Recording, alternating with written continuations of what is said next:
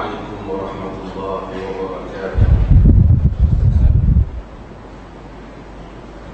الحمد لله نحمده ونستعينه ونستغفره ونعوذ بالله من شرور أنفسنا ومن سيئات أعمالنا. من يهده الله فلا مضل له ومن يضلله فلا هادي له. أشهد أن لا إله إلا الله وحده لا شريك له وأشهد أن محمدا عبده ورسوله. أما بعد. Hadirin dan hadirat yang dirahmati Allah, tadi ramai tanya saya, ada kuliah mana ni? Tak ada.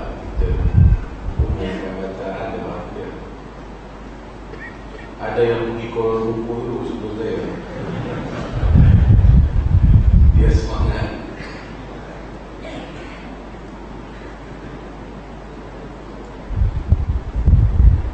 Kita kata kalau semua tempat tak boleh, kita nak buat dengan Mesti Adui.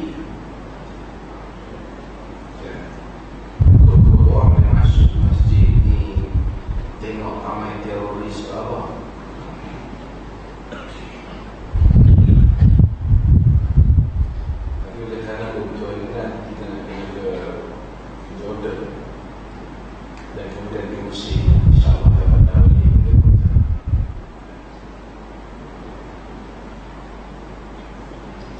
وعن أبي ذر الغفاري رضي الله عنه عن النبي صلى الله عليه وسلم فيما يروي عن ربه عز وجل أنه قال: يا عبادي إني حرمت الظلم على نفسي وجعلته بينكم محرما فلا تظالموا. يا عبادي كلكم ضال إلا من هديته فاستهدوني أهدكم. يا عبادي كلكم جائع إلا من أطعمته فاستطعموني أطعمكم. يا عبادي كلكم عار إلا من كسوته فاستكسوني أكسكم. يا عبادي إنكم تخطئون بالليل والنهار وأنا أغفر الذنوب جميعا فاستغفروني أغفر لكم ila akhiril hadis. Hadis ini panjang lagi, saya akan baca insya-Allah dalam 2 kuliah. Hadis ni diletakkan dengan tajuk tahrimul zulm, larangan untuk zalim. Larangan untuk zalim. An Abi Dzar Al-Ghifari radhiyallahu anhu, daripada Abi Dzar Al-Ghifari radhiyallahu anhu. Abu Dzar Al-Ghifari adalah sahabat Nabi sallallahu alaihi wasallam dan merupakan antara orang yang awal masuk Islam di Mekah. Antara orang yang awal masuk Islam. Bahkan ada yang menyebut dia yang keempat ataupun yang kelima masuk Islam awal, Abu Dzar. Nama dia Jundub bin Junadah. Yakni banyak qaul tentang nama dia, tapi yang masyhur namanya ialah Jundub bin Junadah. Dia Islam semasa di peringkat Mekah lagi. Dan cerita Islam dia menarik, kerana apabila dia Islam, dia telah berjaya mengislamkan juga kaum dia. Separuh daripada kaum dia peringkat awal itu menganut Islam. Kerana apa? Kerana Abu Dzar menganut Islam dan adik dia Unais menganut Islam, dan juga mak dia menganut Islam. Banyak riwayat tentang Abu Dhar ni.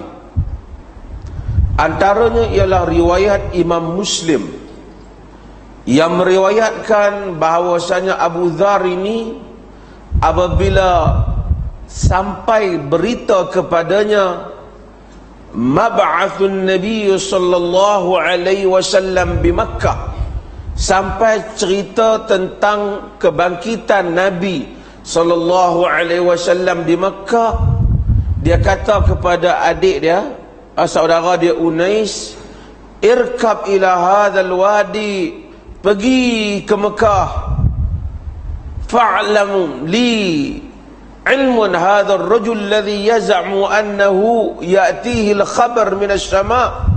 Pergilah ke Mekah, pergi tengok cerita lelaki yang mendakwa bahawasanya dia mendapat khabar daripada langit. Dalam riwayat yang lain dikatakan Abu Dhar ni dia memang tak setuju dengan sembah berhala ni. Dia memang nak sembah Allah yang satu. 3 tahun sebelum daripada Nabi sallallahu alaihi wasallam mengisytiharkan diri menjadi rasul, dia ada dah kecenderungan tu kat dia. Dan kita kena tahu ada beberapa orang di Mekah sebelum itu pun ada kecenderungan itu. Sebahagian mereka beriman dengan agama Nabi Allah Ibrahim alaihissalam. Orang Mekah tu sendiri percaya Nabi Allah Ibrahim, sebab tu dia ada semua makam Ibrahim dan seumpamanya. Tetapi tak semua mereka, ataupun hanya segelintir sahaja di kalangan mereka orang-orang yang menerima ataupun meneruskan peninggalan agama Nabi Allah Ibrahim alaihissalam. Ada di kalangan mereka yang tak mau join sembah berhala. Mereka ni orang-orang yang saleh, orang-orang yang saleh. Ada di kalangan mereka yang Kristian, yang memang juga tak sembah berhala, seperti Waraqah bin Naufal. Mereka tak sembah berhala, Tanassar, dia Kristian. Abu Dhar apabila dia dapat berita bahawasanya Nabi SAW mendakwa Muhammad bin Abdullah, Rasulullah ni mendakwa dia jadi Rasul di Mekah, dia hantar adik dia pergi cari. Kata pi dapat berita sangat, apa cerita orang mengaku jadi Nabi ni.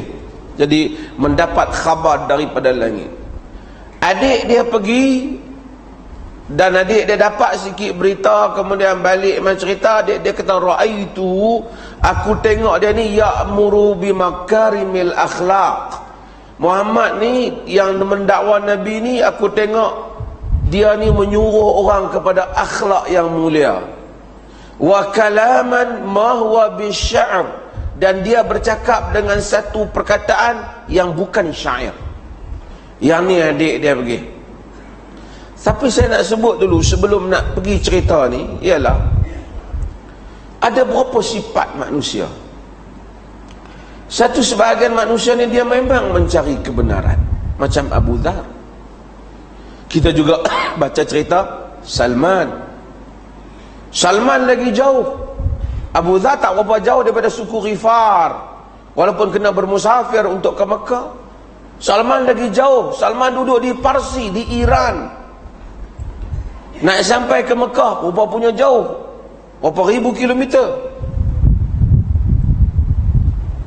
Kenapa? Kerana nak mencari siapakah Rasul yang akhir, yang mana dia ni Salman asalnya daripada keluarga dia, keluarga Majusi.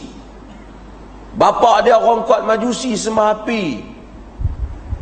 Tapi Allah memberikan hidayah kepada orang yang cari kebenaran.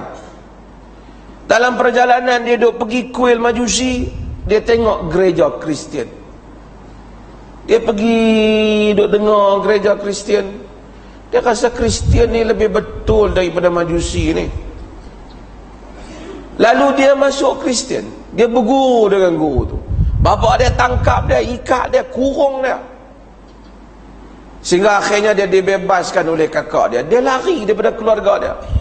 Dia pergi berguru daripada, dia tanya guru Kristian tu, padri tu, kat siapa lagi berguru? Padri tu bagi tahu, daripada satu tempat ke satu tempat. Dia jumpa juga padri yang pembohong pun, hak jenis himpun duit, ambil duit orang ramai ni apa ke, orang semayang ambil duit apa semua, himpun sampai kaya-kaya. Dia jumpa hak betul, sehingga dia jumpa juga yang betul. Dia tanya yang betul, dia kata kau takkan jumpa dah hak betul macam aku ikut ni. Melainkan akan lahirlah pada zaman ni seorang Nabi yang dijanjikan. Kau pergi, dia sifatkan tempat, maka Salman tahu yang ni Madinah. Nak sampai ke Madinah tu, dia kena tawan dulu jadi hamba. Jadi hamba kepada Yahudi dulu, kena tebus pula. Sampai berita duduk di Madinah, baru dengar berita Nabi datang. Punya nak cari kebenaran, akhirnya jumpa kebenaran. Sebab itu siapa cari kebenaran, Allah jumpakan dia dengan kebenaran. Allah jumpakan, man jahada fina lanahdiyannahu subulana.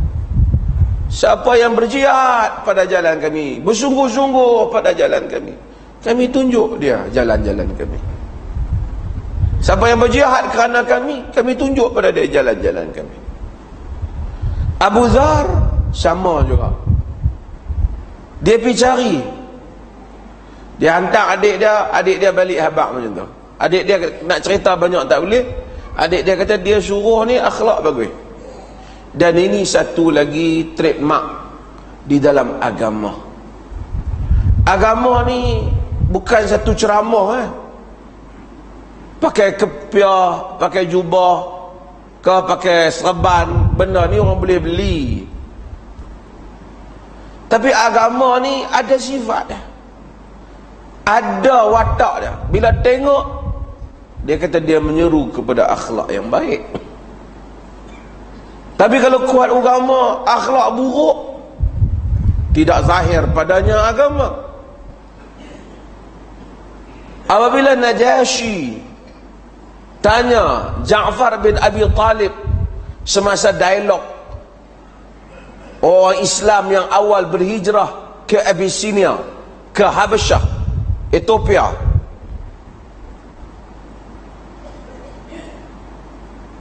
wakil Quraisy hantar supaya tangkap balik pelarian ni yang lari berhijrah ke Habasyah, bawa balik mereka ke Mekah. Tapi Najasyi Ashamah, dia raja yang adil. Dia panggil orang Islam. Ni raja yang adil, pemerintah. Sebab tu Nabi kata idhabu ila Habasyah fa inna biha malikan la yuzlamu indahu ahad. Kamu pergilah ke Habasyah, kamu yang tertindas, geng yang tertindas ni tak boleh nak lawan penindasan Quraisy. Pergi hijrah ke Habasyah, kerana di sana ada satu orang raja yang tidak dizalim di sisi dia seseorang pun, tidak dizalimi seseorang di sisi dia. Bila mereka pergi, ketika itu Amr bin As, dia belum lagi Islam. Quraisy dapat tahu bahawasanya orang Islam lari pergi ke Habasyah. Sebahagiannya Muhammad masih ada, tapi hak mana yang daripada kelompok yang bukan daripada keluarga yang bangsawan ni, yang senang kena buli, mereka lari. Ammar lari, semua lari, hijrah pergi Habasyah. Ummu Salamah, ramai lagi pergi hijrah. Ja'far bin Abi Talib ikut keluarga hebat, tapi tak tahan, bawa mereka pergi hijrah Habasyah. Ammar pergi. Quraisy lantak Amr bin As. Amr bin As pergi kerana Amr bin As ni ada hubungan diplomatik yang bagus. Dia ni orang politik. Dia pergi berjumpa dengan Najasyi. Dia bagi tahu ni, mai kat negeri hang ni satu puak yang mana lari daripada negeri kami, depa ni semua pelarian, depa ni bahaya, telah pecah belah kaum depa, telah menyembah tuhan yang lain, buat agama baru, macam-macam. Najasyi dia tak terus ambil tindakan. Ini pemerintah. Najasyi telah panggil orang Islam, mai, dan panggil juga Amr bin As. Najasyi tanya mereka, apa agama yang Nabi yang bawa? Ja'far bin Abi Talib panjang dialognya. Antara yang Ja'far cerita ialah seruan Nabi kepada akhlak yang baik. Sebab itu maka akhlak yang baik lambang kepada satu orang. Adik kepada Abu Dhar. Dan cerita Najasyi tadi, Najasyi akhirnya lepaskan mereka. Bahkan Najasyi akhirnya masuk Islam. Dia masuk Islam secara rahsia, secara senyap, dan dia memerintah negeri. Sebenarnya negara Islam, negara pertama yang orang Islam memerintah selepas kebangkitan Nabi SAW, Habasyah lah. Habasyah, bukan Madinah. Cumanya dia tak zahirkan lah Islam dia, tapi dia tu sendiri Islam. Dia sendiri Islam. Bahkan dia bayar mahar Ummu Habibah. Ummu Habibah, suami dia pergi ke Habasyah, masuk Kristian, lari. Ummu Habibah ni anak Abu Sufyan. Nabi pinang Ummu Habibah, mahar tu Najasyi bayar. Maharaja Habasyah bayar mahar.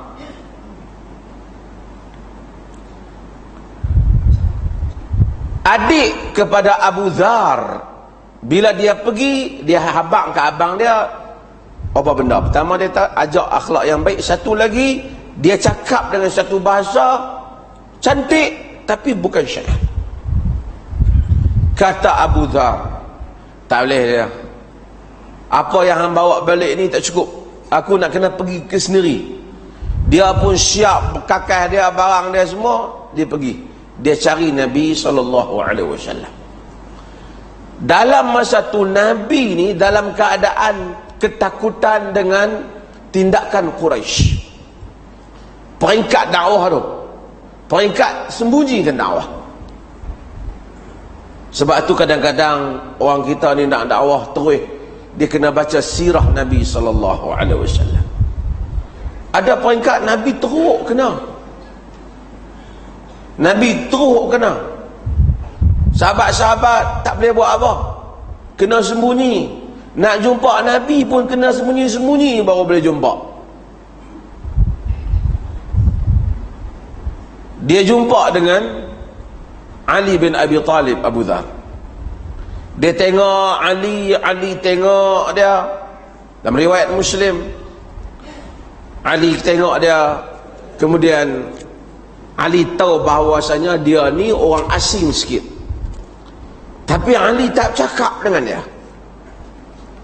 Duduk, besok mai lagi. Duk tengok antara satu sama lain, tapi dia pun tak cakap. Bimbang, sekali kawan ni tegur tak kena. Pasal special brand Quraisy pun ramai. Duk cari ni, siapa yang duk nak beriman dengan Muhammad. Sampai hari yang ketiga, barulah Ali kata kat dia, cuba cerita main mana. Cakap, Ali cakap kepada dia. Dia pun mula-mula tak tanya, apa pun tak tanya, sehingga baru Ali tanya, ala tuhaddithuni malladhi aqdamaka hadzal balad. Cuba, tak mau cerita ke pasal apa mai ke sini, mai ke Mekah ni? Kata Abu Dhar, aku boleh cerita, tapi hang kena bagi satu perjanjian kepada aku, bahawasanya kalau kau cerita ni, hang akan bantu aku, tolong tunjuk. Dia kata tak apa, bagi tahu apa dia. Dia tanya, cuba cerita kat aku, ada lelaki yang mengaku dapat khabar daripada langit ni, betul ke? Ali bin Abi Talib kata, fa innahu haq. Ali kata, iya betul. Betul, Ali kata.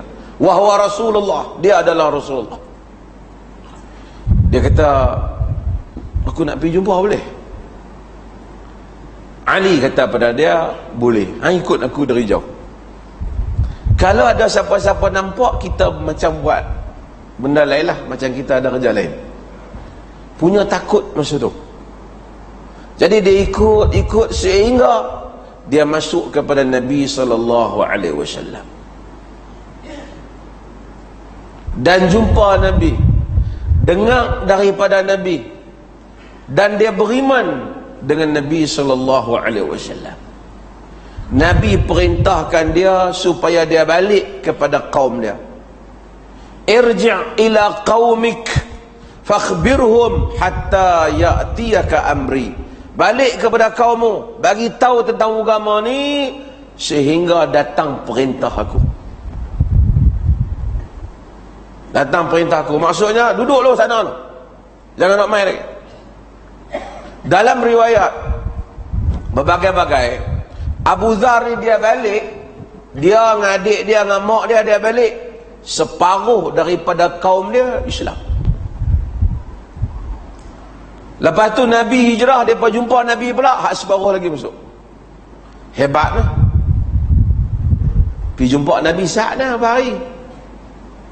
Kita pergi mengaji agama, dapat sijil, habis duit beribu-ribu, satu orang pun tak boleh nak Islam. Cerita agama orang jadi lagi tak faham. Boleh orang nak semayang jadi tak semayang. Boleh orang semayang 8 rakaat, pahala tak ada, langsung tarawih.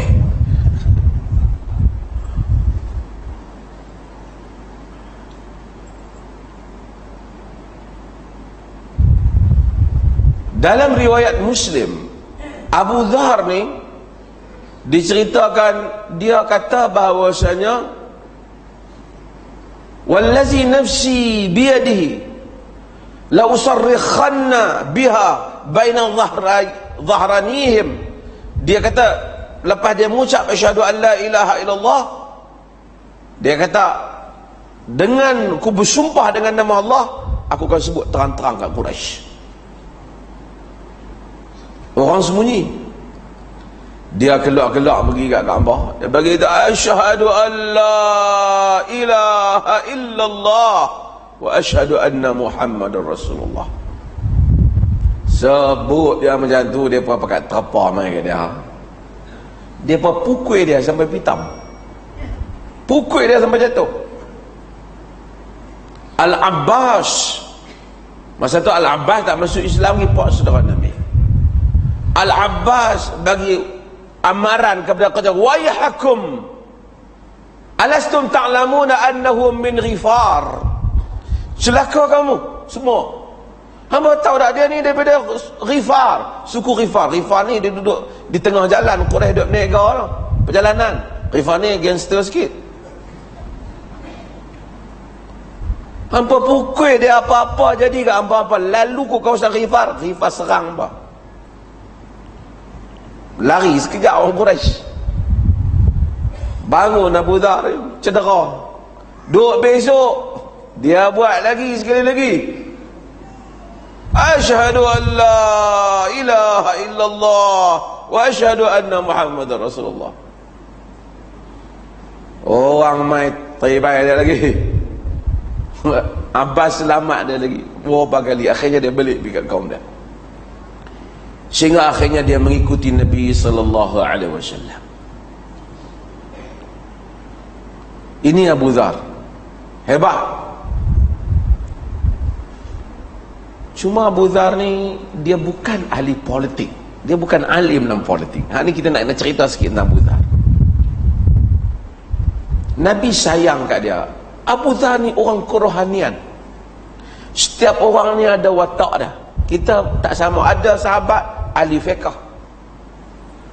ada sahabat seperti Huzaifah ibn Yaman, dia tak ahli fiqh, tapi dia cerita-cerita bab fitnah akhir zaman, apa nak berlaku, dia cukup pandai. Huzaifah ibn Yaman cerita siapa orang munafik, cerita yang ni dia pandai. Sehingga bila fitnah nak berlaku, Omar pun tanya kat dia. Ada sahabat alim, hukum makam salat, hukum makam agama, seperti Ibnu Abbas, seperti Abdullah bin Mas'ud, seperti Abdullah bin Umar. Ada sahabat ahli pentadbiran hebat seperti Umar bin Khattab.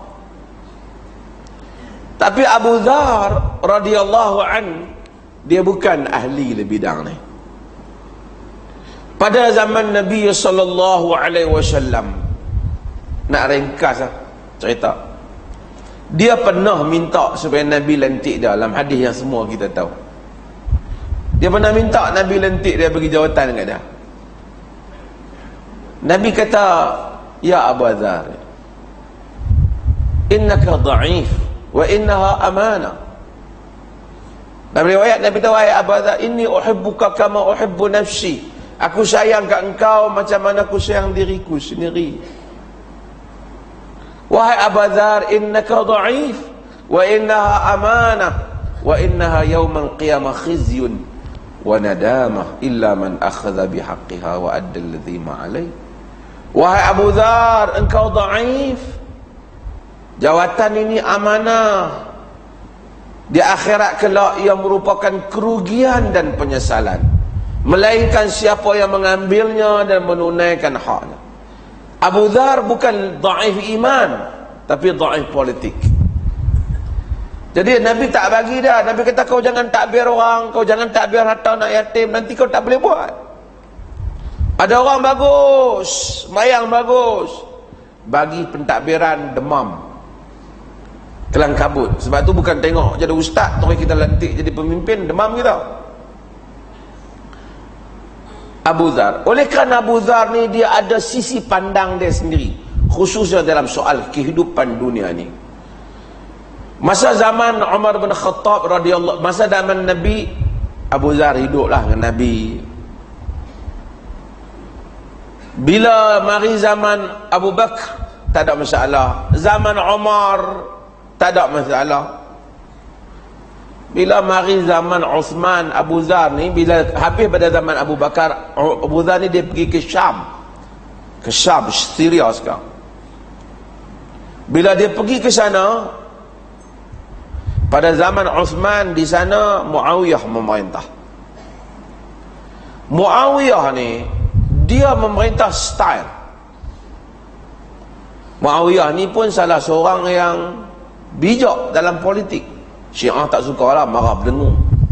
Hasan Saqah dengan anak murid dia 2x5. Marah Syiah ni. Muawiyah pentadbir, tak apalah, adalah positif dan negatif dah, tapi pentadbir yang bagus. Arab kata sya'ru Muawiyah, rambut Muawiyah. Muawiyah kata dalam pentadbiran ni, dalam urusan dengan manusia ni macam rambut je. Orang tarik kita kena lepas, orang lepas kita tarik. Kena ada seni dah. Orang boleh buat kajian tentang politik Muawiyah. Umar bin Khattab radhiyallahu an, dia ada marahkan Muawiyah, tapi dia terus lantik Muawiyah. Bukan Umar bin Khattab sendiri lantik Muawiyah pegang Syam, pegang Syria. Syam lah, Syam tu bukan Syria sajalah, termasuklah Palestin, Jordan. Bila Umar bin Khattab melawat Syam, Muawiyah gubernur, Muawiyah sambut Umar bin Khattab.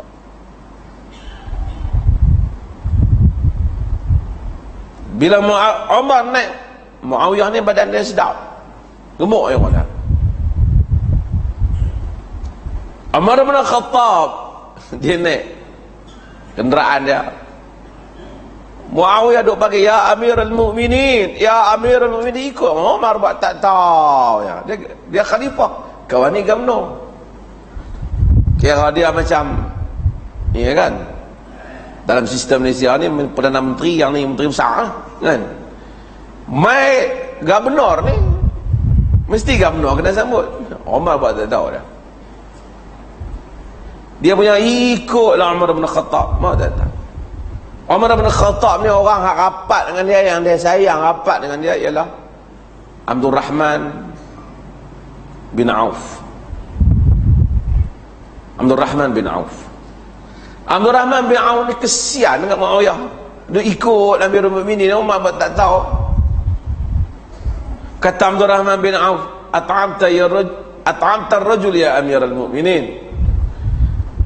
Amirul Mukminin bagi dia letih, sial dah.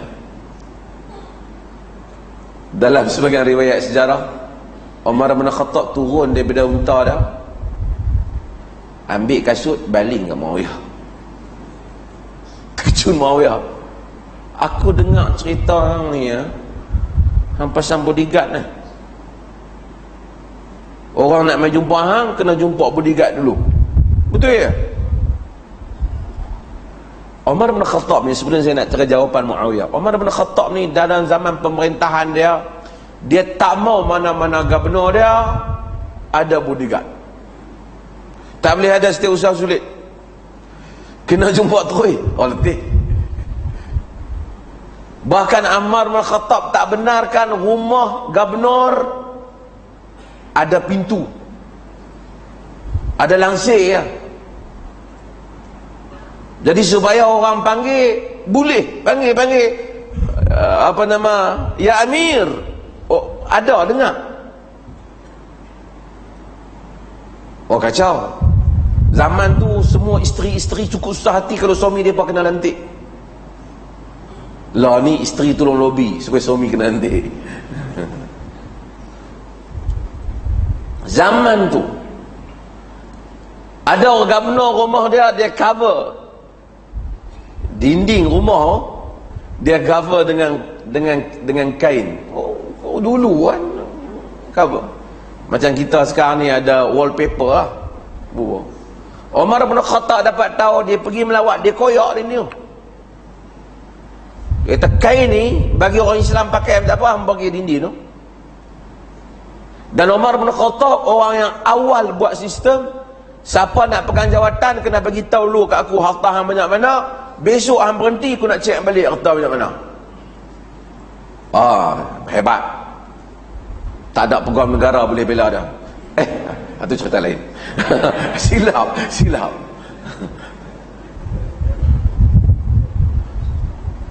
Umar bin Khattab radhiyallahu anhu, apabila dia pergi ke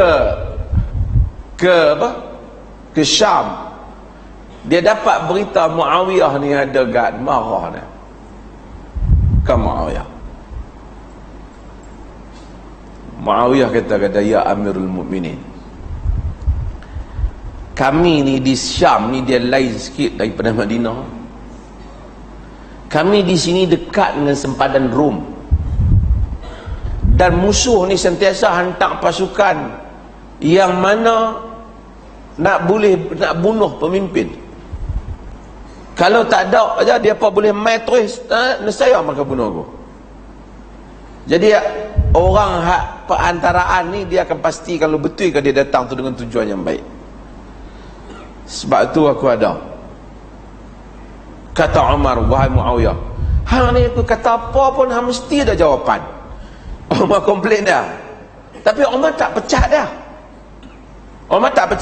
Muawiyah kata, wahai Amirul Mukminin, kalau kau tak suka aku buang bodyguard dah.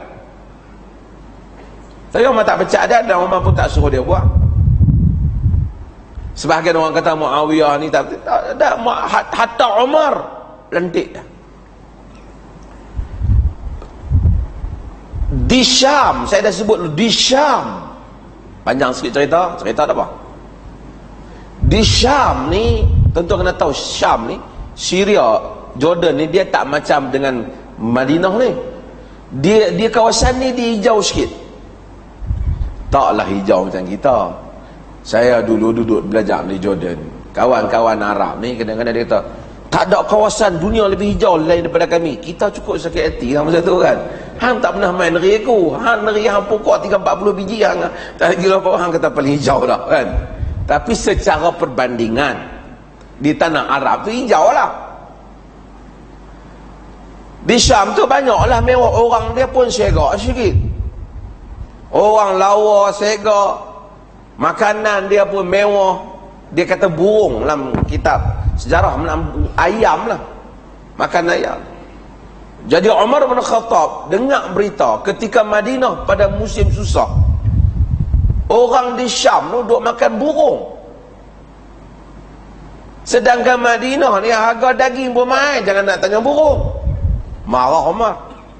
Terpaksa Muawiyah bagi explain. Burung tu di tempat kami harga dia sama dengan daging yang di Madinah. Maksud mewah orang Madinah. Orang ni di Syam. Abu Dhar dia pergi ke Syam. Panjang cerita. Bila dia duduk di Syam pada zaman Uthman, dia tengok zaman Uthman zaman kemewahan. Mewah. Dia tengok ramai orang Islam mewah. Dan dia tengok Muawiyah pun mewah. Dan sahabat-sahabat pun mewah. Abu Dhar mula melancarkan kritikan dia terhadap Muawiyah. Dan membantah kemewahannya. Dan menyeru supaya kembali kepada kehidupan seperti mana zaman Nabi SAW. Tapi Muawiyah biasa dia kata lah, rezeki kawasan ni ada, makan. Hasil daripada macam tu, keadaan tu tegang, sehingga Muawiyah menulis surat kepada Uthman bin Affan, dan Uthman bin Affan hantar surat kepada Abu Dhar, minta Abu Dhar patah baliklah keluar daripada Syam. Tidak tu jadi bersekitar, dia bukanlah beruncing lah, duk jadi polemik antara dia dengan Muawiyah, sehingga Abu Dhar mati di Rabadah, satu tempat yang mana dia mati bersendirian. Abu Dhar radhiyallahu anhu. Kesemua sahabat ni Allah Subhanahu wa taala kasih kat mereka. Kasih kat mereka.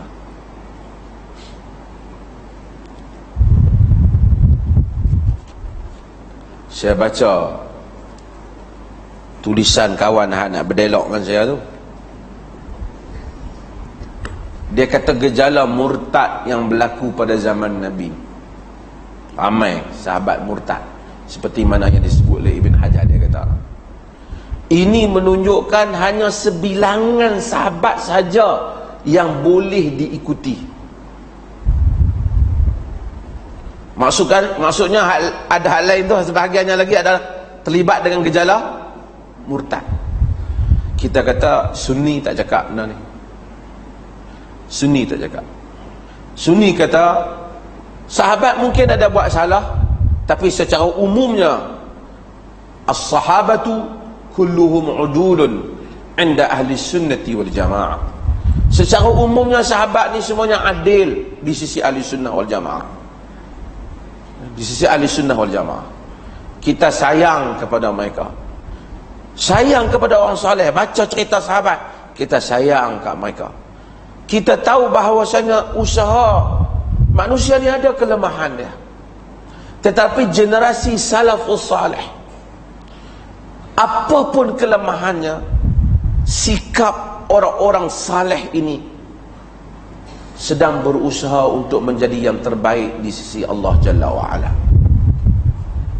Di atas apapun kelemahannya, seorang akan ada buat silap, tapi mereka sentiasa mencari ruang supaya mereka jadi terbaik di sisi Allah. Ia tak sama dengan orang yang datang kemudian. Semua kita ada menunjuk kebaikan dia, sama ada berjeban, berjubah ke, bercakap agama ke, bercakap politik berbau agama, bercakap agama, mengajak agama ke, saya ke siapa ke, mungkin sedang mencari ruang supaya nampak baik di sisi mata manusia. Tapi sahabat radhiyallahu anhum ajma'in, dengan segala apa yang ada pada mereka, kerana mereka tidak maksum seperti maksumnya seorang Nabi, tetapi mereka itu kanu yataharrawna as-shawab. Mereka itu berusaha untuk cari yang betul, untuk cari yang betul. Kata Abu Dhar, anin Nabi sallallahu alaihi wasallam, daripada Nabi sallallahu alaihi wasallam, fima yarwi an rabbih azza wa jal, daripada apa yang telah dia riwayatkan daripada Tuhannya azza wa jal. Yang ni dia namakan dengan hadis qudusi. Ada orang tanya hadis qudsi ni apa? Hadis qudsi ialah hadis yang mana, simple ya, hadis yang mana Nabi kata, Nabi riwayat daripada Tuhan. Biasanya Nabi sebut terus satu benda tu, Nabi kata. Tapi apabila sesuatu hadis tu Nabi kata qala Allah azza wa jal, sedangkan apa yang Nabi kata qala Allah tu tak ada dalam Quran, dia jadi hadis qudsi. Dia jadi hadis qudsi. Nabi sebut fi ma yarwi an rabbih, kata terus Nabi kata an Rasulillah qala Allah azza wa jal, Allah, apa saja yang Nabi sandang kepada Allah, namanya hadis qudsi. Bukan hadis kursi. Orang kata hadis kursi apa? Qudsi, qaf, qudsi. Karena kudus tu maksud suci. Ada tak hadis qudsi yang palsu? Ada. Bukan Nabi bagi palsu, orang reka kata yang tu hadis Nabi. Macam mana orang duk reka Nabi kata apa yang tak Nabi tak kata, demikian juga orang boleh reka kononnya Nabi kata sesuatu daripada Tuhan apa yang Nabi tak kata. Kalau Quran senang, sebab Quran duk ada dalam mushaf tu, orang tak boleh buat Quran tambahan. Tetapi bila hadis, dia ada sedikit masalah di mana bagaimana cara kita nak trace dia hadis palsu ataupun hadis yang sahih. Azan dulu tu.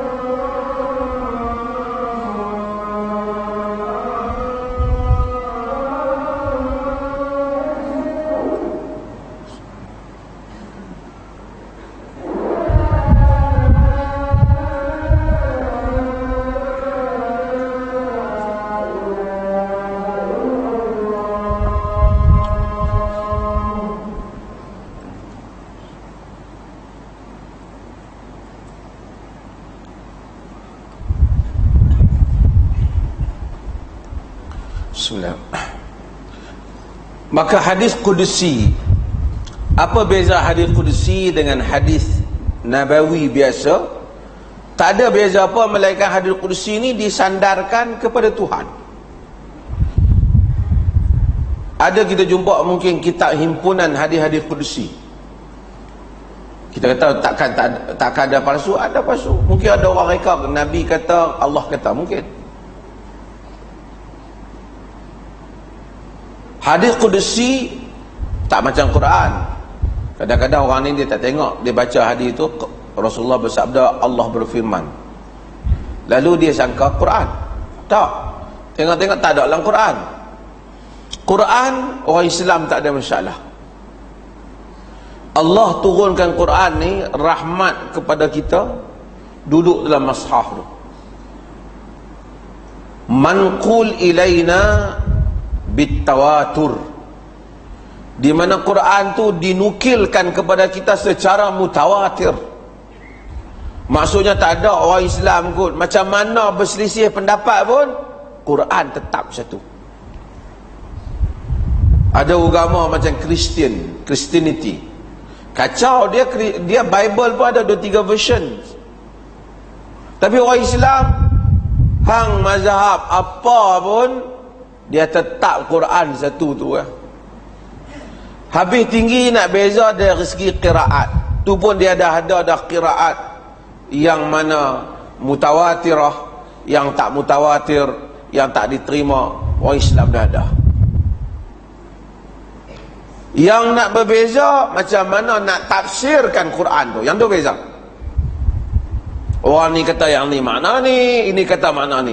Tapi Quran itself, Quran itu sendiri, Al-Quranu bidzat, Quran itu sendiri la yakhtalifu fihi ithnan, tidak berselisih padanya dua orang. Kata aku Quran aku hak lain, hang Quran hang cetakan lain kot. Tak ada. Hak nak lain pun kalau muka surat.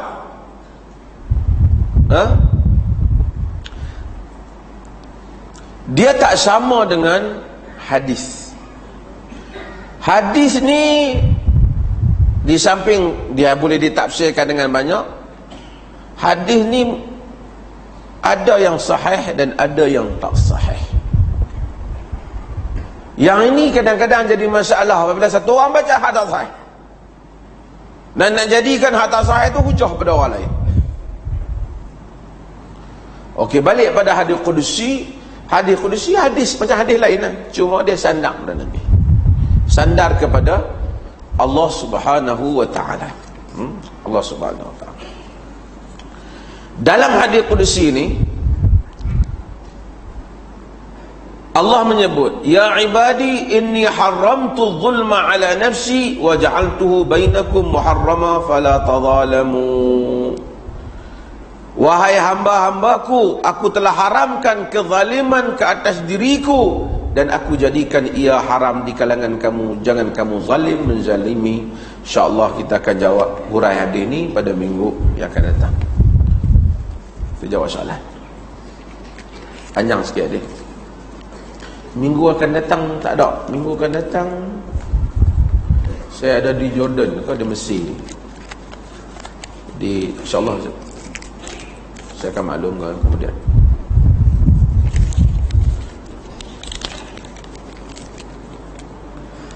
Bagaimana cara menangkis seorang yang melabel kita sebagai golongan sesat?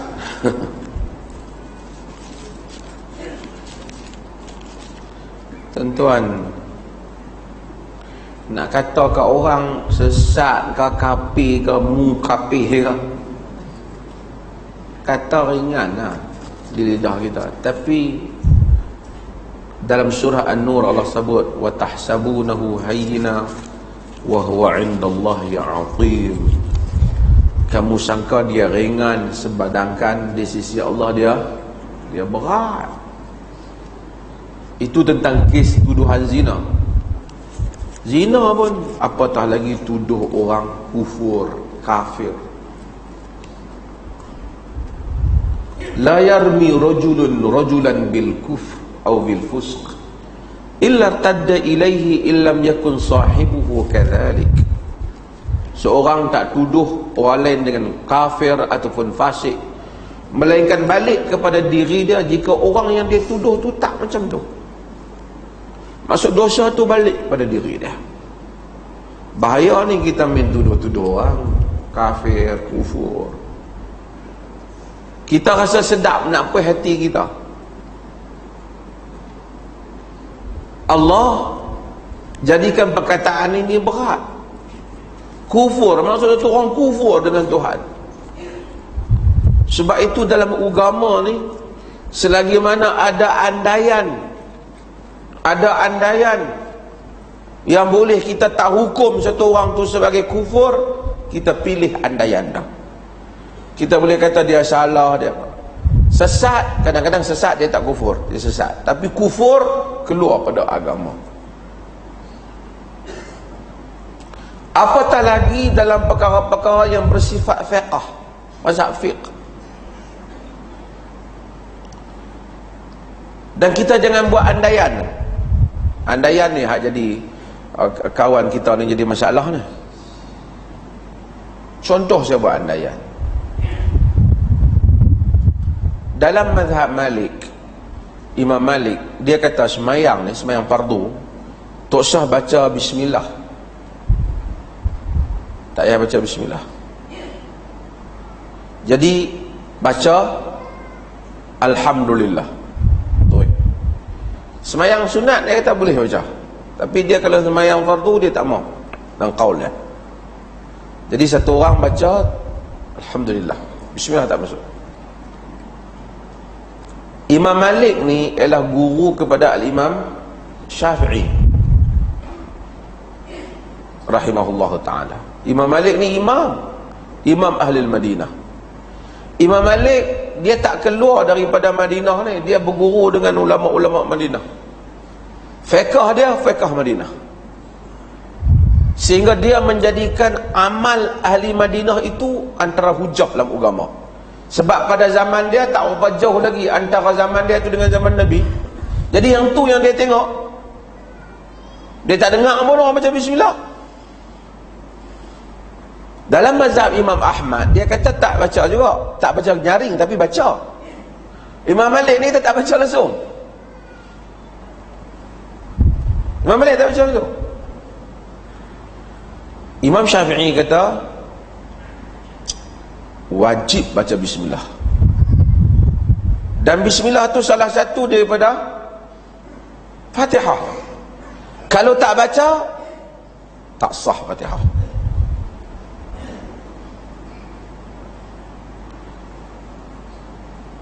Jadi di sisi Imam Syafi'i kena baca. Kalau kita nak buat cara jenis dia duduk tuduh orang ni, dia akan buat andaian. Imam Syafi'i ni tuan-tuan, dia akan buat andaian. Dia kata semayang Imam Malik tak sah. Boleh tak andaian tu? Tapi Imam Syafi'i tak pernah kata. Itu pandangan dia. Bahkan dia kata Malik hujjati amallah, hujjah aku di depan Tuhan Imam Malik. Dia berguru dengan Muwatta' Malik, dia berguru dengan Imam Malik.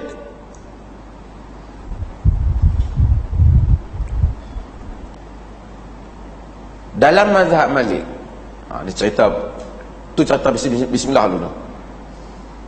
Dalam mazhab Malik dia kata Quran ni orang tak khilaf. Tuan-tuan dengar elok ni, jangan tengok lain lagi balik jadi lain pula. Ni dalam masjid. Quran ni orang tak khilaf. Quran. Jadi bila orang khilaf, Quran ni dia mutawatir. Jadi bila orang khilaf, dia ayat ataupun tak ayat, tentu dah dia bukan ayat pasal dia khilaf. Quran tak ada khilaf. Kata Abu Bakar Al-Qadi, Abu Bakar Ibn Al-Arabi dalam Ahkamul Quran, dia kata habis tu kalau orang tu masukkan satu ayat yang bukan daripada ayat Quran, dia masuk Syafi'i lah, salah kan? Dan memasukkan ayat yang bukan ayat Quran itu boleh membawa pada kufur. Pun kita tidak boleh kata kufur, kerana benda ni di atas andaian dia. Itu jawapan mazhab Malik.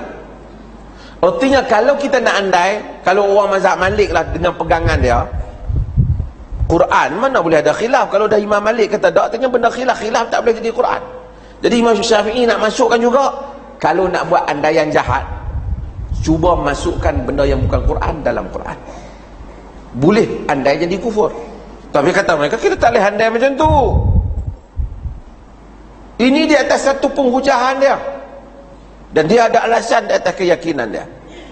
Demikian Imam Syafi'i tak pernah kata semayang Imam Malik itu tak sah. Tapi kalau kita tengok kawan kita hak nak berdialog kita ni, dia kata kalau tu imam sirkan bismillah, kita kena mufarakah dengan tu imam. Kalau kita andaikan dia tak bismillah, tak kepecah belah tu. Macam mana orang pergi ke Masjidil Haram, orang pergi ke Masjid Nabi. Itu orang panggil ekstremis. Oi, silap malam esok. Kita tak boleh andaikan macam tu. Kerana saya nak cerita apa kesan andai. Sebab itu bila orang kata semayang tak payah baca kunut, kita kata, kita bagi hujah kita, dia tolong buat andai kita. Orang Perlis kata siapa baca kunut masuk neraka, dia tolong andai kat kita. Benda hak kita tak kata, hang yang kata. Kita tak kata, kita kata tang tak ada aja. Yang hampir andai tu apa?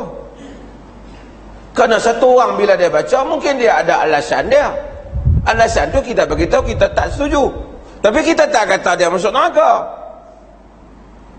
Macam saya sebut, siapa yang tak puasa pada bulan puasa berdosa, dan dosa surga kan neraka? Neraka. Kalau kita jumpa satu orang tak puasa, kita tak boleh kata hang ahli neraka. Kemungkinan dia musafir, kemungkinan dia sakit, kemungkinan banyak kemungkinan. Itu bab puasa. Ini kan pula bab khilaf fiqh. Orang tak kata, tapi orang pilih pandangan, dia tolong andaikan. Dia tolong andaikan. Lepas tu dia kata, yang ni lah teroris. Dia tolong andai, dia buat kesimpulan. Hak tu kita nak jumpa dengan dia.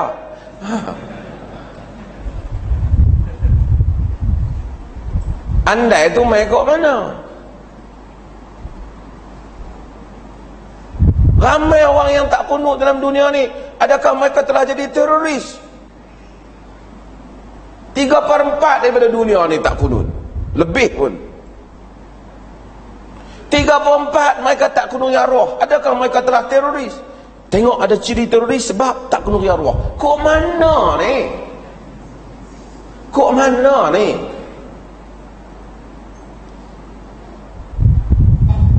Kita ni kalau nak bohong, bohong pada-pada lah. Dan dunia ni saya cerita siapa saja. Saya tengok ada satu cerita apa, kawan tu dia habaq, dia kata, dulu saya cerita orang tangkap ikan, tapi dia buat cerita yang sama lah. Dia kata kat tempat kampung dia, suakai dapat ikan, suakai dapat ikan, suakai dapat ikan. Tempat lain tak ada macam tu. Kawan ni habaq, dia kata kampung aku lagi hebat. Kita suakai dapat ikan, kita angkat ikan nak buang, ikan lain duk tanya tak ada umpan dah kah? Ikan lain tanya ada beratok tanya kita. Kalau pun nak bohong, sikit-sikit je lah. Andaian dalam fiqh ni kita tak boleh andai macam tu. Abu Hanifah, dia kata baca Fatihah tak wajib, boleh ganti dengan bacaan lain. Oi, lagi dahsyat. Kita tak bolehlah kata semayang Abu Hanifah tak ada pahala, ataupun semayang dia tak sah, dan bila siapa semayang tak sah masuk neraka. Kalau satu orang kata syarat wajib baca Fatihah, yang tu yang kita kata siapa tak baca tak sah. Dia main kata, oh selama ni hang kata Imam Abu Hanifah tak sah lah.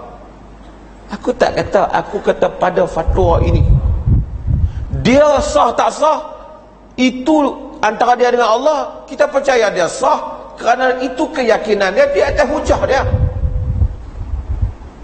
Sama dengan Imam Malik tadi.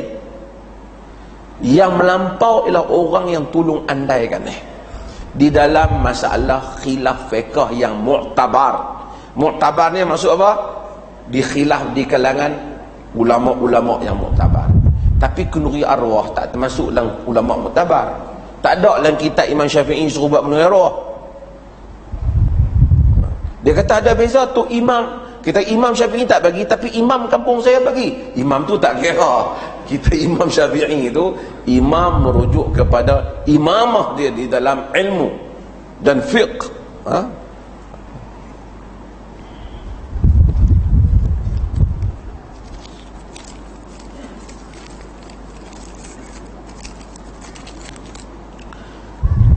Sekiranya seorang itu masuk pusat pelacuran dan disko dengan tujuan nak berdakwah kepada orang yang berada dalamnya, adakah cara ini diterima? Betul kan Dah masuk ikhlas tak apa. Dulu saya ada kawan, dia cerita, dia pergi, dia masuk ya. Dia meninggal dah, saya tak mahu sebut. Dia seorang sastrawan, dia forum dengan saya, dia cerita pengalaman. Dia masuk terkejut, astagfirullahalazim. Perempuan tu main dekat dia, Masya Allah. Dia tengok, dia kata perempuan tu duduk atas dia. Dia kata Alhamdulillah. Dia cerita dalam forum tu kat saya, bukan saya, dia cerita. Betul ke tak? Saya pun tak tahu lah. Saya percaya kawan yang tanya ni ikhlas lah. Boleh kita masuk ke tempat tu jika sekiranya kita nak dakwah. Manalah tahu kita pergi habang kat dia, kok dia terima kan. Dunia ni, hidup ni, Allah Ta'ala ni macam-macam. Sebab musabab manusia terima hidayah. Cuma kita tengoklah, kalau kita tak ada keperluan untuk tak masuk ke situ, kita tak payah masuk lah. Kalau kita boleh jumpa dia di luar je, tak payahlah pergi tunggu di situ. Nak cakap pun tak dengar, duk dudang-dudang. Dia kata hang karaoke lu satu lagu dengan aku. Kita pun pasal apa tengok tadi, siapa kata tengok ustaz masuk karaoke ni? Saya tujuan nak dakwah, nak dekatkan sikit dengan depa ni. Lama-lama tak jadilah kan. So kita boleh, tapi al-ghayah la tubarrirul wasilah. Matlamat tak menghalalkan cara. Boleh kita buat banyak pendekatan lah, boleh lah kalau kita masuk, kita nak bersembang, kalau ada ruang dakwah, boleh dakwah. Saya tak kata tak boleh, tapi kita tahu tentang tujuan dan keikhlasan kita sendiri.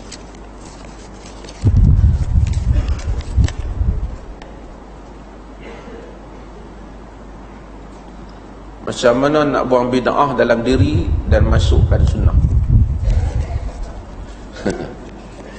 Amal sunnah tak sah amal bid'ah. Dia amal sunnah. Sekarang ni orang buat baju je dah sunnah, anti bid'ah, baguslah satu kempen. Tapi sunnah bid'ah ni bukan satu benda style. Sekarang kita stylo sikit kata no bid'ah, bukan satu style. Ini adalah hubungan kita dengan Tuhan. Ni agama ni bukan agama mufti, dia bukan agama ustaz, bukan agama imam, bukan agama tok lebat. Agama ni agama Nabi. Nabi ambil agama ni daripada Allah Jalla wa'ala. Nabi tu sendiri hakikatnya tak tahu apa, melainkan dia dapat wahyu. Kalau dia tak dapat wahyu, dia pun tak tahu apa juga. Apa yang Allah mau. Tak bolehlah macam satu video tanpa kata Muhammad tu lebih besar daripada Allah Ta'ala lagi. Bahaya dia kata macam tu. Oh, dia kata ni pegangan ahli sunnah tak ada. Sentiasa Allahu Akbar, Allahu Akbar, Allahu Akbar, Allahu Akbar, asyhadu an la ilaha illallah, asyhadu an la baru asyhadu anna Muhammadar Rasulullah. Hatta seruan pun Allahu Akbar. Dia tak kata Muhammad Akbar, tak ada. Dia besarkan Allah Jalla wa'ala. Maka Allah, tujuannya Allah Jalla wa'ala. Kita amalkan agama kerana kita nak dapat pahala di sisi Tuhan ya. Bukan kerana satu style. Kita nak dapat agama pahala di sisi Tuhan. Kalau kita nak amal tak dapat pahala, kita pun tak mau. Kalau kawan tahu hak buat bid'ah tu dapat pahala, kita pun nak buat. Kalau kita kata buat bid'ah tu boleh tak dapat pahala, kita pun nak buat. Apa tak buat? Untung. Semayang dapat duit tu, dapat duit ni. Orang mati kita boleh makan. Tanam toge 3 hari boleh makan. Tanam mayat malam boleh makan. Takkan tak bagus lagi kan? Daripada nak keluar pergi makan kat restoran habis 5-6 ringgit, 7 ringgit, 10 ringgit. Kalau boleh biarlah ada orang mati tetap hari. Tapi kita tak maulah. Sebab apa? Bukan kita tak suka makan tu, kita pun bawa dia masak nasi wangi juga kan. Tapi kerana benda ni Nabi tak buat. Bukan kerana kita nak musuh dengan orang buat tu, tapi kerana sayang kita pada Nabi tu. Pasal kalau sekiranya hang nak buat benda lain ni, kenduri lain, nak buat kenduri lain tak apa, hak tak kait dengan agama. Tapi nak kaitkan dengan agama ni tak boleh. Pasal agama ni bukan kita punya, agama ni Allah Ta'ala punya. Al-yawma akmaltu lakum dinakum. Hari ini telah kusempurnakan untuk kamu agama kamu. Jadi kita amal, bila kita cuba kita salat. Dengan salat yang kita tahu demikianlah diajar oleh Nabi SAW. Jiwa kita tenang, perasaan kita tenang. Tapi kalau kita kata ni semayang ni memang Nabi tak ajar, tapi tok guru ku duk buat, dia rasa lain tu. Dia habang kat kita lain kok mana? Besar macam mana orang cari Tuhan pun tak jumpa syariat Tuhan ni, melainkan dengan wahyu. Sebahagian sami-sami itu lagi nak cari kebenaran, cukup kepala botak, baju tak pakai, kasut pun tak pakai. Kalau tanya mereka, tentulah nak mencari kebenaran. Tak berjumpa dia dengan kebenaran, sebab tidak berjumpa wahyu. Bukan kerana tak ada niat, ada niat, tapi tak jumpa wahyu. Kena wahyu. Yang bezakan kita dengan agama lain tu bukan kerana agama lain tu tak mau Tuhan, kita mau Tuhan. Dia pun mau Tuhan juga. Tapi bezanya kerana dia cari Tuhan melalui cara dia sendiri. Kita temui Tuhan dan kehendaknya melalui wahyu Tuhan. Tu beza dia. Kalau nak kira ikhlas, sebahagian agama lain kita tengok sakal lagi sampai tak menikah. Kita tak makan babi, dia tak makan daging terus. Apa daging pun tak makan. Takkah kesian tu, dia makan limau ya? Tapi dia buat, kita nak kata kat dia, kita tengok dia kesian. Kita habaq dia rahmat Tuhan. Tuhan cipta alam ni, Tuhan bagi kita makan, nak makan. Dia bukan apa, mati macam tu. Dia tak ada nikmat hak mana Tuhan bagi, kerana dia nak cari Tuhan. Tapi dia tak jumpa selagi mana dia tak jumpa wahyu.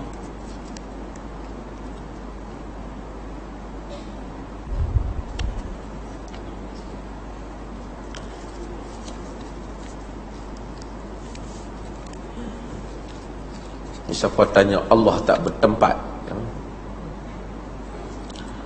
Allah tidak bergantung kepada tempat. Allah yang menciptakan tempat, dan Allah juga yang menciptakan masa. Tetapi Allah yang buat kenyataan di dalam Quran bahawasanya Ar-Rahmanu ala arsyistawa. Dia buat kenyataan. Jadi dia ala kulli syai'in qadir. Apa saja dia mampu. Tapi dia, adakah Allah memerlukan tempat? Tak. Adakah wujudnya tempat bersama kewujudan Tuhan? Tak. Siapa kata begitu, salah dari segi akidah. Allah tidak memerlukan tempat, dia tidak bergantung pada tempat, tetapi dia boleh melakukan apa saja yang dia mahu. Allah menciptakan masa, tapi dia memberitahu kita, dia mencipta langit dan bumi sittati ayyam, selama 6 hari. Bukan Allah memerlukan masa, dia yang menciptakan masa, tapi dia menciptakan proses penciptaannya. Demikian kita tak dapat memahami hal ini. Di akhirat kita melihat Allah Jalla wa'ala. Bagaimana kita nak melihat? Kita melihat ada jihah melihat. Tapi dia boleh menjadikan segala-galanya itu mungkin dengan kehendaknya. Karena huwa ala kulli syai'in qadir. Maka kita ini macam mana dia kata, kita kata. Bagaimana? Wallahu ta'ala alam. Sebab dia tak sama dengan kita. Macam mana kita nak sifatkan. Tapi untuk kita ubah apa yang dia kata, susah. Ada orang takwil, kita tak kata dia sesat, tapi kita kata salafus salih telah mengambil pendekatan yang mengelakkan daripada takwil yang mungkin tersilap. Ada orang takwil masih lagi dalam daerah lughawi, kita kata itu pun antara pendekatan ahli sunnah wal jamaah. Kita tidak mengkafirkan ataupun menyesatkan hanya kerana perkara-perkara yang seperti ini. Ada orang tangan umpamanya, tangan boleh maksud dengan kuasa, mungkin dalam bahasa mungkin. Ada kata tangan tapi laisa kamitslihi syai', tak sama dengan makhluk lah. Kenapa kita tak boleh bila kata tangan mesti sama dengan makhluk? Tak boleh sama. Allah mendengar, kita mendengar. Adakah sama kita mendengar dengan Allah mendengar? Allah melihat, kita melihat. Adakah sama? Tak sama. So, selagi mana dia kata tak sama, dia bukan mujassim. Selagi mana dia menyatakan laisa kamitslihi syai'. Tapi geng hadut penin tu pasal dia bayang Tuhan macam kita. Dia kata kalau tak sama macam mana saya duk nampak macam sama? Pasal dia ada masalah mental disorder. Pasal dia nak andaikan Tuhan dengan diri dia. Dah saya nak kata tangan dengan maksud kuasa. Kata, boleh kata. Disebut juga di kalangan ahli-ahli bahasa. Walaupun soal rajih dan marjuh satu hal yang lain, tapi kita tak kata sesat. Kita kata itu ada di kalangan ulama-ulama ahli sunnah juga menakwilkannya. Al-Imam Ibn Hajar Al-Asqalani menakwilkannya. An-Nawawi juga menakwilkannya. Al-Imam Ibn Jauzi menakwilkannya. Imam besar mereka dalam hadis. Ada yang tak menakwilkannya di kalangan ulama salaf. Kesemuanya itu Ahlus Sunnati wal Jamaah. Yang masalahnya kalau kita jadikan ahli sunnah tu persatuan, yang tu itu demam. Orang dia pahaman pergi jadi persatuan.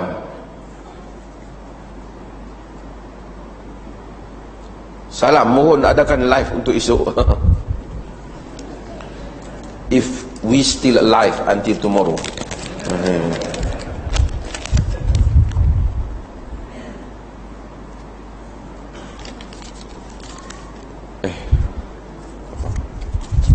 Banyak sekian.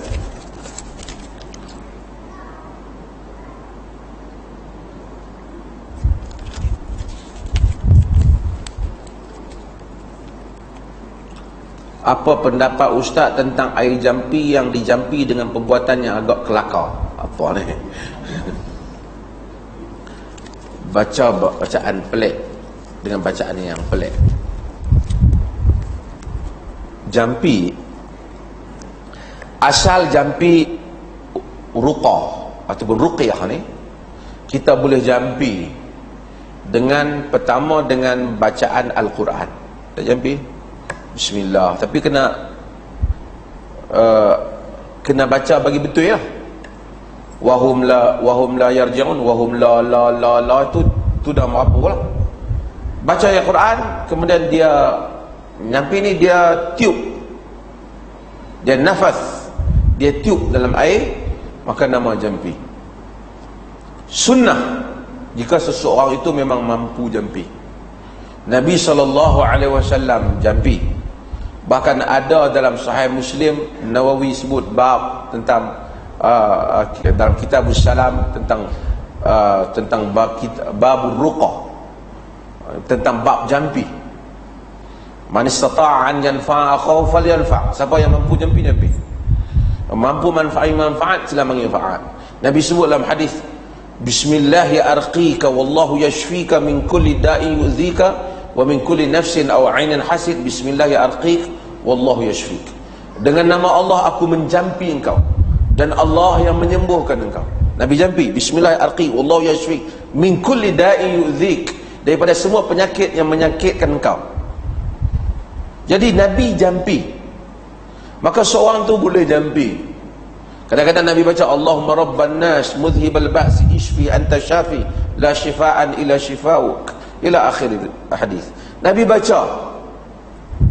Maka sunnah untuk seseorang jampi dengan bacaan-bacaan yang sunnah, kalau dia boleh jampi. Kerana bukan semua orang jampi dia jadi. Jampi apa? Dia jampi benda-benda yang membabitkan penyakit, seperti orang demam. Dia jampi kepada orang yang terkena syaitan dan penyakit.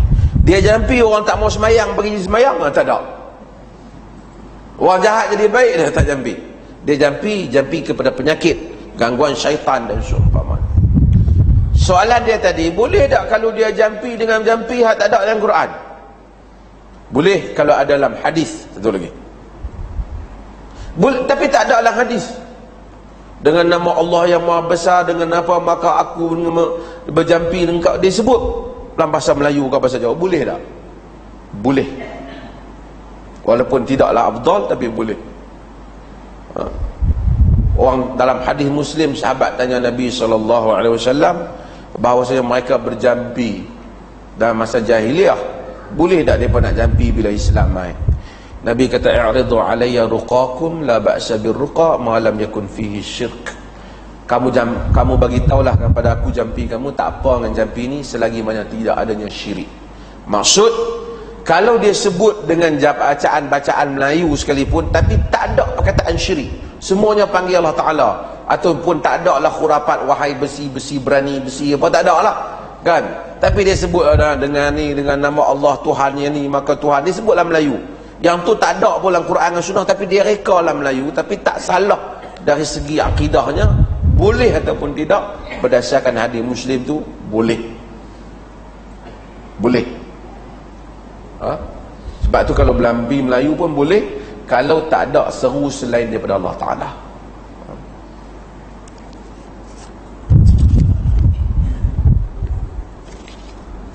Last, adakah ini hadis qudsi sampai kepada melalui hadis qudsi sampai kepada Nabi, sama ada melalui Jibril ataupun terus ilham daripada Allah Ta'ala? Soalannya tadi, benarkah Sultan Muhammad Al-Fatih seorang sufi dan Konstantinopel akan dibuka oleh sebaik-baik raja? Dalam hadis disebut Imam Ahmad, la tuftahanna al-Qastantiniyah fala na'mal amiru wal amir wala na'mal jaysh dhalikal jaysh. Akan dibuka kota Konstantinopel, sebaik-baik pemimpin yang buka kota itu dan sebaik-baik tentera-tentera yang buka. Macam-macam penafsiran. Telah cuba buka Konstantiniyah ini ramai sejak daripada zaman Uthman bin Affan, sehinggalah Allah Ta'ala memberikan kurnia kepada salah seorang sultan di kalangan Banu Uthman, di kalangan Bani Uthman, yakni Uthmaniyah, Sultan Muhammad Al-Fatih. Soalan dia kata dia sufi. Tidak ada masalah dengan sufi jika sekiranya sufi itu merujuk kepada tazkiyatun nafs, membersihkan jiwa, zikir, membersihkan, tak ada masalah.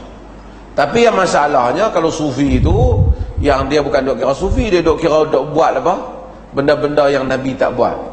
Tapi kalau sufi itu dengan maksud dia mengelami zikir, itu semua nama. Dulu tak nama sufi, dia nama zuhad, golongan zuhad, ahli-ahli zuhud. Sebab itu ada kitab zuhud Imam Ahmad, dia menghimpunkan hadis-hadis tentang sikap zuhud. Tak mengapa dengan zuhud dan tak mengapa juga dengan sufi. Walaupun perkataan sufi, tasawuf itu ada perbincangannya, tapi yang penting jika melazimi kitab dan sunnah tidak menjadi masalah. Abdul Qadir Al-Jilani, seorang yang bermazhab Hanbali, dari segi akidahnya Hanabilah, dia tak takwilkan sifat dan seumpamanya, tapi seorang sufi. Ibn Taimiyah rahimahullah, dia juga menyebut tentang sufi ahli sunnah, sufi ahli sunnah. Setengah orang ni duk bincang sangat tentang perkataan tu. Tak ada masalah lah perkataan tu nak sebut tazkiyatun nafs ke apa, tetapi kalau dia sebut sufi pun, tetapi dia bermaksud dengan melazimi kitab dan sunnah, mensucikan diri, membersihkan diri, melami zikir, istighfar dan seumpamanya, maka itu sesuatu yang diterima di sisi ahli sunnati wal jamaah. Allahumma ja'al jam'ana hadha jam'an marhuma wa tafarruqana min ba'dihi tafarruqan ma'suma wa la taj'al minna syaqiyan wa la mahruma. Sallallahu ala nabiyina Muhammad. Alhamdulillah. Tuan-tuan, sebenarnya saya lupa, malam besok pukul 8.30 live streaming ni akan ada juga tentang tajuk ni. Siapa hang nak main kita tak tahu lah kan, tapi saya